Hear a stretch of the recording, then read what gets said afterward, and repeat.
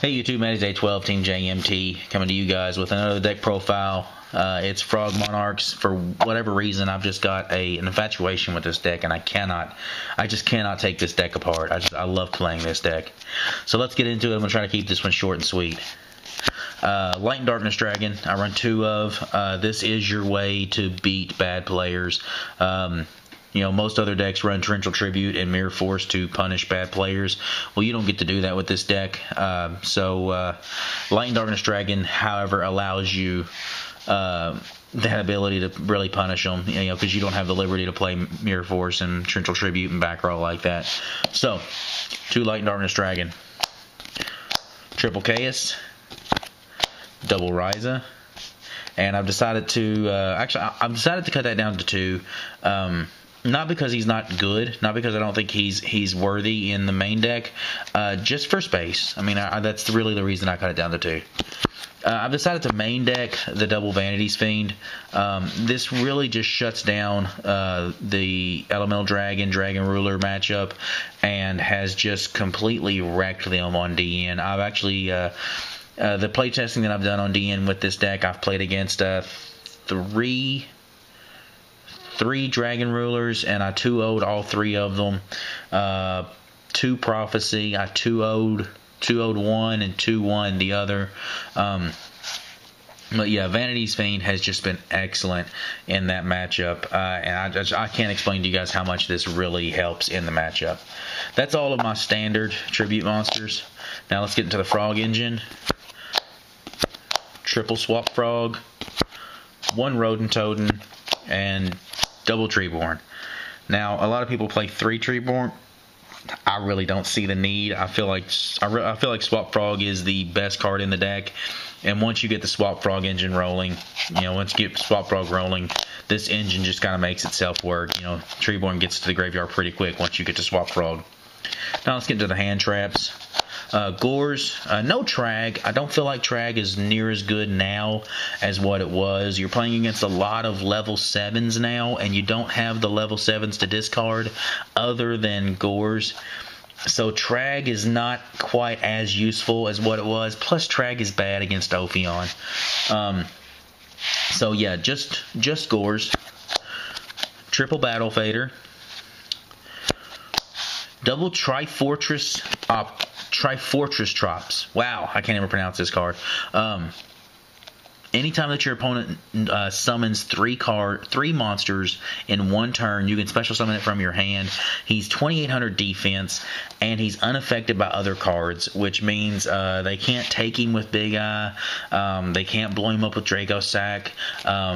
He's too big for them to really run over unless they make, like, Red Dragon Archfiend, I guess. Yeah, I mean, he's too big for them to really get over. So this guy has put in some work in playtesting. This guy's really good. You've really got to check this guy out. Plus, he's a 1 tribute monster. He's a level 6, which allows you to make more rank 6 plays. He's a 1 tribute monster, which makes your soul exchanges and enemy controllers live also. Triple Max C, again, it just punishes the Dragon Ruler guys. It really shuts them down. I really feel like the way we are going in this game right now, you almost have to main deck at least 2, if not 3 of those. And Double Effect Veiler, I'm kind of feeling the same way with this card too, but right now he's at 2. So there you go, guys. That rounds out my monster count, and I'm not even really sure what that's at as far as the actual count, but yeah. Anyway. Spells. Triple Soul Exchange.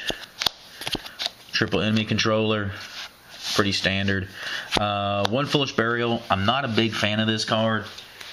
One of your main targets for it is Treeborn Frog. I really don't like the plays that you have to follow up with Foolish Burial. Once you've dumped the Treeborn Frog, you really have no other play. As for that turn. I understand that sets up for turn 2 and 3 and stuff, but as far as that turn is concerned, it really does you no good other than just gets the Treeborn Frog in the graveyard. And I would kind of rather get to Swap Frog as fast as I can, because I feel like that makes the deck faster. to get to Swap Frog and actually just start dumping the stuff using Swap Frog. However, you've got to have another option to get to it. I'm not a big fan of the card in the deck, but I feel like it has to be there. Monster Reborn, Heavy Storm, same thought, no Dark Hole, same thought as on the Foolish Burial. I don't like the play that you have to follow up with once you've Dark Holed, because you make all of your plays off of your Tribute fodder, your Treeborn Frog and your Battle Faders and stuff. So if you get your Treeborn Frog back in standby phase and then you blow up the field with Dark Hole, you have nothing to tribute. Not to mention that you have soul exchanges and enemy controllers, which means you're kind of dependent on your opponent having monsters. So if you Dark Hole and get rid of all of their monsters, then you have nothing to use your soul exchanges and enemy controllers on. Not to mention a lot of people are playing Starlight Roads and Lances and Pandemics, and Dark Hole has just gotten a lot less usable. It's not that it's a bad card, it's just that people have started to learn actually how to play against it. Now, the sad thing is, guys, is we're sitting at 35 cards right now, and I could almost stop right now because my last 5 cards do nothing but just feed for more cards. So, let me get this stuff out of the way. I'm going to show you my last 5 cards. Alright, first I have 2 Pot of Duality. You don't always have to special summon Treeborn Frog, and that's basically the only thing in the deck that conflicts with Pot of Duality. So seeing as that's the only thing that you really have issues with, and you can play around it whenever you have a soul exchange or an enemy controller or whatnot, where you can take your opponent's monster off of a Battle Fader with enemy controller and take their monster and make the tribute play, and then follow that up with a Pot of Duality play. Or if you were to take your opponent's monster with soul exchange and follow that up with a Pot of Duality play, makes for a lot of good stuff. You just feed through your deck that much faster, which actually the whole concept is to get to Swap Frog faster, and it allows you to do that. Next, I have triple Upstart Goblin. Now, I actually got this idea from Paul Clark, or Serious Treeborn Frog, and he was actually trying out, I believe, 1 Magical Mallet and 3 reloads along with the Upstart Goblins for the sole purpose of getting to Swap Frog. That was his sole purpose of trying this out, was to get to Swap Frog. I don't like the reloads or the Magical Mallet. I feel like those are neg 1s and just really don't lead to a lot of good plays.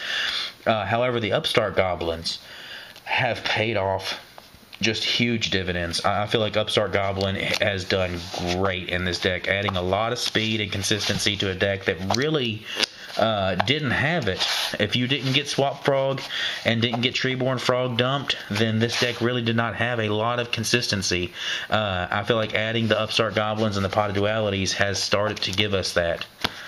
Alright, so now let's get into the extra deck, and then I want to talk about a couple side deck cards. First, the level 8s, Scrap Dragon, Stardust. You make these with Formula Synchron and one of your level 6s. One of your level 6s and Effect Veiler will give you 7 for Black Rose and Ancient Fairy Dragon. Formula Synchron, that's Effect Veiler and either Battle Fader, Treeborn Frog, one of those cards. Constellar M7, it bounces stuff. It adds stuff back to your hand from your graveyard and whatnot. Makes for some more Rise of plays and stuff.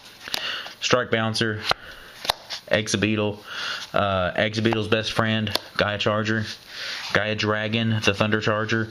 Again, he's really good. Combined with this card and Utopia Ray, combined with Enemy Controller, are just broken.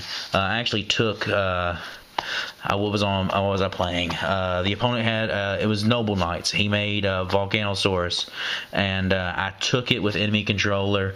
I detached, blew up another one of his monsters, burned him for 1800, I believe. I don't really remember exactly what it was, and then overlaid Volcanosaurus into Gaia Charger and attacked him directly for 26, and that ended the game and made him pretty salty. All right. Rank 2s, I only have 1 Daigusto Phoenix. I need a second. I do feel like I need to run 2. This guy leads to a lot of OTKs with Ryza. However, I don't have a second one. All I have is the one. So if I was to get the second, I'd maybe drop the Utopia Ray, maybe the Ancient Fairy Dragon. I'm not really sure. Probably the Utopia Ray, though. Double Gachi. This very well could be 3. You need to run multiples of Gachi. You're going to make him a lot using Rodent Totem and Swap Frogs, so you got to have him in there. You're going to make multiples. And then Slacker Magician. Again, you're going to run multiples because you're going to make him. You're going to make him more than what you really think you're going to. So there you go, guys. That is the main and the extra. I want to talk about just a couple side deck cards that you have.